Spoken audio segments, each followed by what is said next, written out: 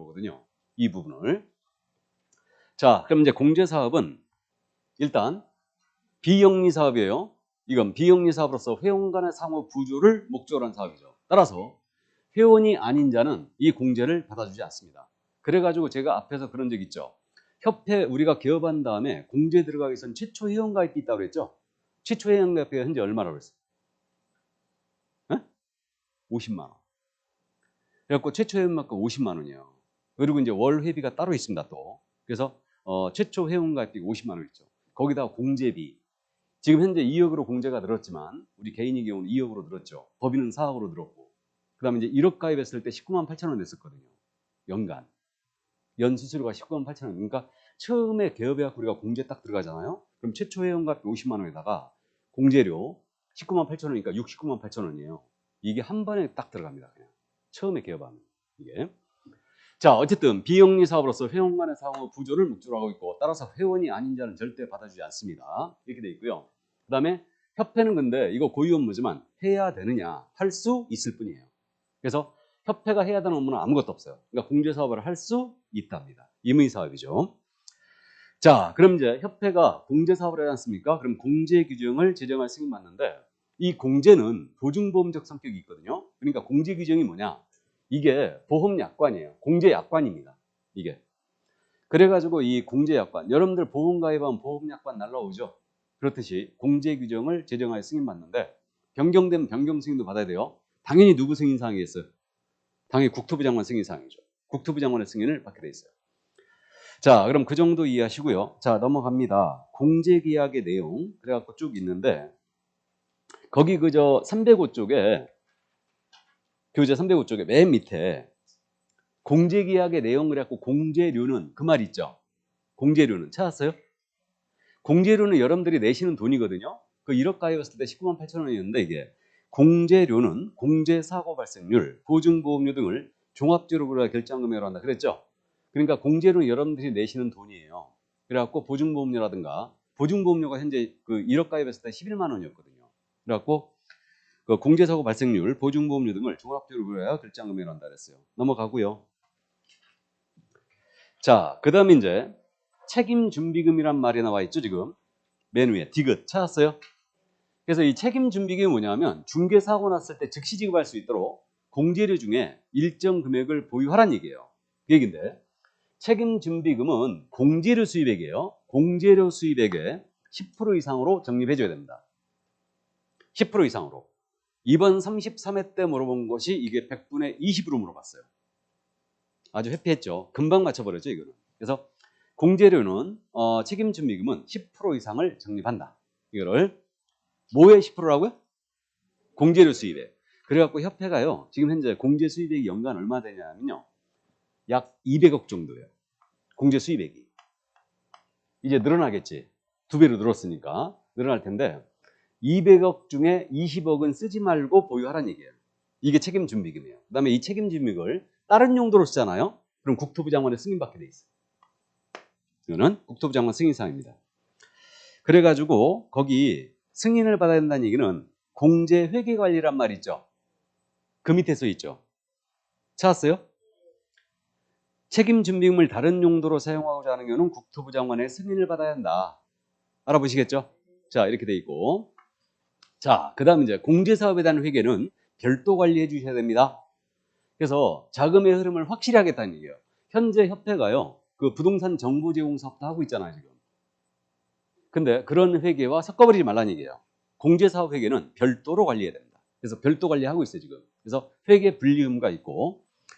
자, 그 다음에 공제사업에 대한 운용 실적이 있죠. 이것도 공시하게 돼 있어요. 실적 공시하게 돼 있는데 이건 회계 연도가 끝났잖아요. 그러니까 1년간의 회계가 끝나게 되면 3개월 내에 공시하게 돼 있어요. 3개월의 동그라미.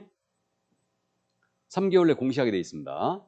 어디다 해야 되냐면 협회에서 발행하는 신문이 있죠. 협회보라든가 일간신문에 나가야 되고요. 협회 홈페이지는 반드시 게시해 놓게 돼 있어요. 그럼 이거네요.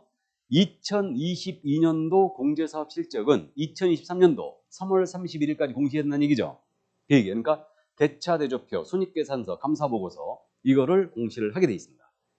그래갖고 지금 현재 내가 협회 안 들어가 봤거든요. 3월 30일까지 공시할 거예요, 이거.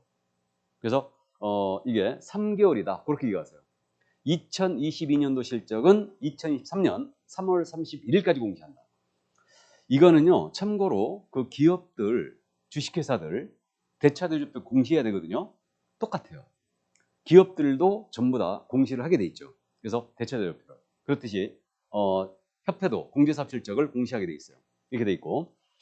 자, 그 다음 이제 공제사업 운영위원회가 있는데, 이 운영위원회는 조금 이따 보겠습니다. 공제사업 운영위 조금 이따 보고 넘어가세요. 넘어가서 거기 309쪽에 공제사업에 대한 조사검사 등 이 말 나와 있죠. 그래서 공제사업에 대하여 조사검사도 할 수 있거든요. 이건 말이 조사검사지 감사예요. 감사. 그래서 조사검사권은 당연히 국토부 장관에게 있습니다. 근데 국토부 장관이 회계 지식이 부족하잖아요. 그러니까 금융감독원장에게 요청을 합니다. 요청을 해갖고 금융감독원장이 조사검사를 할 수 있어요. 그래서 금융감독원장은 지 맘대로 조사검사할 수 있는 거 아니에요. 국토부 장관의 요청이 있어야 된다. 그럼 왜 금융감독원이냐? 자, 상식적으로 알고 계시는데 우리 금감원은 지금 감독을 하는 기관이 우리나라 자금이 흐르는 곳을 관리하고 있죠, 지금. 은행, 증권사, 보험사죠. 이 세 기관을 주 감독 대상으로 하고 있어요. 그러다 보니까 이 금융감독원에는 CPA들, 공인회계사들이 많이 모여 있고요. 조사과가 있어요, 실제로 금융감독원에. 그러니까 조사과가 있는데 조사과에다 거기다 요청을 딱 해가지고 한번 가서 뒤져봐. 그러면 뒤질 수 있습니다. 그래서 금융감독원장 요청하면 조사검사를 할 수 있다. 이해해 두시고. 자, 그 다음에 이제 이 공제사업 운영에 개선 조치도 명할 수 있습니다. 그래서 거기 개선명령이라고 나와 있죠. 그래서 국토교통부 장관은 역시 밑줄이죠. 국장이 모든 권한을 갖고 있으니까 국장이 공제사업 운영이 적정하지 않으며 자산상이 불량하여 중개사업 피해자 및 공제가입자 등의 권익을 해칠 우려가 있다고 인정될 때는 다음의 조치를 명할 수 있다 그랬어요. 이것이 바로 개선명령인데 이것을 똑같은 부분을 두 번이나 물어본 적이 있거든요. 그러니까 이제 저는 그래도 이거 암기 안 시키고 변경이라는 걸 염두에 꼭 두고 갑니다.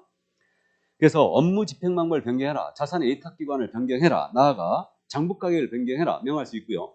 가치가 없다고 인정되는 자산은 손실 처리하고 그 다음에 불건전한 자산에 대한 적립금을 보유하라. 이렇게 명할 수 있어요. 나아가서 기타 필요한 개선 조치를 명할 수 있습니다. 그래서 이번에도 이 부분을 지적을 했어요. 지적을 했는데 그냥 가볍게 변경을 기억해 둡니다.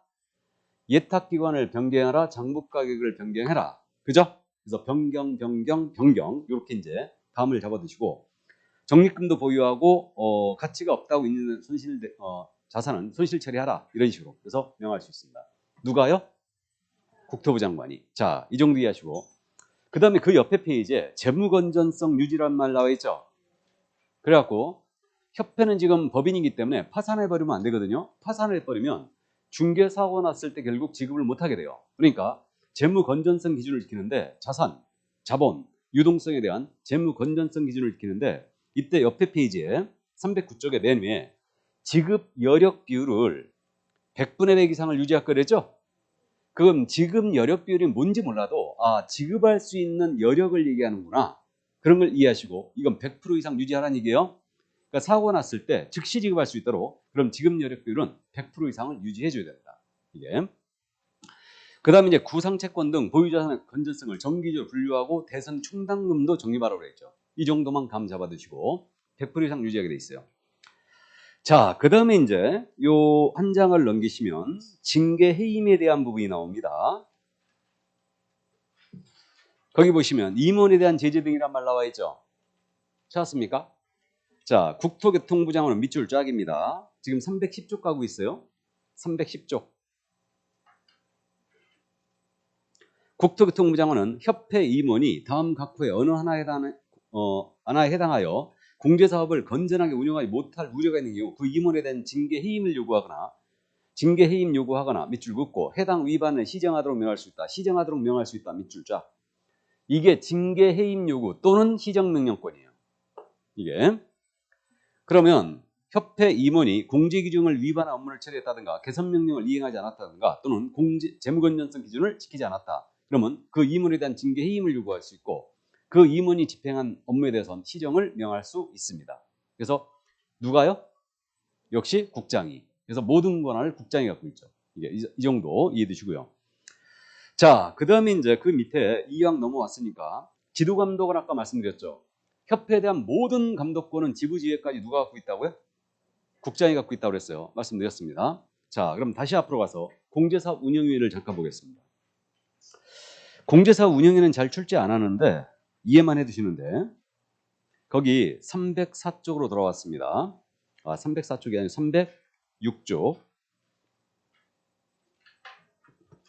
이 공제사업에 대한 운영위원회는 공제사업을 심의하고 그 공제사업에 대한 업무 집행을 감독하기 위하여 협회 공제사업 운영위를 둔다라고 돼 있어요. 둔다. 그럼 이거 필수기관이라는 얘기죠. 필수기관입니다. 반드시 둬야 돼요. 둔다. 이렇게 돼 있고요. 자, 그래서 거기 307쪽의 맨 위에 동그라미 1번에 있네요. 둔다의 밑줄 쫙 그어놓고요. 이거는 그래가지고 운영위원회 위원은 협회 임원, 중개업, 법률, 회계, 금융보험, 부동산 분야 전문가, 관계 공무원 및 그 밖의 중개업 관리 이 관계자를 구성하되 몇 명 이내로 구성한다? 19명 이내로 구성합니다. 19명 이내로. 이게 19명 이내로 구성한다. 그 정도 이해하시고. 자, 그 다음에 이제 협회 운영위원회 구성 및 운영이란 말 나와 있는데, 자, 운영위원회 운영위원회는 이런 사항을 심의한다고 박스가 되어 있고요. 그 다음에 동그라미 2번을 보시죠. 위원회는 성별을 고려하여 다음의 사람을 구성한다 이랬죠? 찾았어요? 성별 고려한단 말 들어가 있어요, 지금. 위원들은 성별을 고려하여 정하는데 19명 이내로 구성하는 겁니다. 이때 그 위원 중에 누가 들어가냐면요. 니은, 협회 회장 들어가죠. 밑줄 쫙. 협회 회장은 운영위원회 위원으로 직접 들어갑니다. 당연직으로 들어가고. 그 다음에 디귿, 협회 이사회가 임원 중에 선임하는 이 사람이 들어갑니다. 협회 그럼 임원 중에서 일부가 들어간다는 얘기죠. 그것도 밑줄 쫙. 이들은 전체 위원수의 그 위에 있죠. 3분의 1 미만으로 한다 그랬죠. 찾았어요? 이게. 그럼 생각을 한번 잠깐 해볼까요? 이거 공제사업에 대한 감독기관이죠, 이거. 공제사업을 심의하고 업무 집행을 감독하기 위해서 운영위를 둔다고 돼 있잖아요. 근데 협회 회장이 들어가죠. 협회 임원 중에서 일부가 들어가죠. 냄새가 나죠. 고양이한테 생선 맡긴 거지 뭐 이게. 그래서 이렇게 돼 있고요. 그 다음에 이제 정확하게 또 위원회 위촉을 누가 하냐면요. 협회 회장이 추천합니다. 위원을. 회장이 추천하여 국토부 장관의 승인을 받아 위촉하게 돼 있어요. 국토부 장관이 지명하는 공무원이 한 명 들어가거든요. 한 명 들어가고요. 회장이 추천해갖고 국토부 장관의 승인받아 위촉을 하고 있어요. 결국은 누구 맘대로? 회장 맘대로 하고 있지. 협회에서 많이 애썼죠? 일단 좋습니다. 어쨌든 좋아요. 그래서 이 정도 이해하시고, 그 다음에 이제 한 장을 싹 넘기면 위원회 임기 기억나세요? 앞에서 제가 공인인계사 정책심의위원회가 있었는데 공인인계사 정책심의위원회에서 말씀드렸죠. 위원들의 임기는 몇 년으로 기억하라고요? 2년. 2년으로 기억합니다. 그래서 위원회 임기는 일단 2년입니다. 이렇게 되고, 그래서 1회 하나 연임할 수 있다라고 돼 있어요. 그래서 이제 2년으로 한다. 이렇게 돼 있고, 그 다음에 거기 그 밑에 동그라미 이제 4번이 있는데 운영위는 위원장, 부위원장이 있어요. 각 한 명을 둡니다. 근데 이들은 위원장, 부위원장은 위원들 중에서 어떻게 한다고요? 호선. 위원장, 부위원장 각 한 명 밑줄 쫙 긋고 호선 동그라미 쳐놓으면 되지 뭐. 그러면 호선이란 말은 이게 반장 선거하는 거죠. 반장 선거를 호선이라고 그래. 그러니까 뺑 위원들끼리 뺑 둘러 앉아가지고 누가 위원장 할 건데 자 위원장 손들어. 그래갖고 이제 찬반을 가립니다. 이게 호선 아니에요. 그죠? 그 얘기입니다. 자, 그래서 위원장이 그럼 직무를 수행할 수 없다면 부위원장이 직무를 대행하면 되겠네요. 그죠? 이 정도 이해하시면 되고, 나머지 뭐 이게 위원장이 위원을 소집하겠죠. 제적위원 과반수 출석으로 기하여 출석위원을 과반수 찬성으로 의결합니다. 7번에 있죠. 됐습니까? 이 정도 이해해 주시고요. 자, 뭐 나머지 운영에 필요한 사항 위원장이 정하게 돼 있는데 이 정도만 참고하시기 바랍니다. 잘 묻는 내용은 아니지만 위원회 수 기억에 한번 남겨보죠. 여기 운영위원회 수가 19명이죠. 그 다음에 임기는 2년으로 가고 있습니다. 위원장, 부위원장 각 명 호선이에요. 이걸 공인중개사 정책심의위원회하고 나중에 비교하면 정리할 거예요. 그래서 이제 그 정도만 이해를 일단 해주시기 바랍니다. 자, 그래서 협회에 대한 내용은 여기까지였어요. 그럼 다 봤습니다, 이제.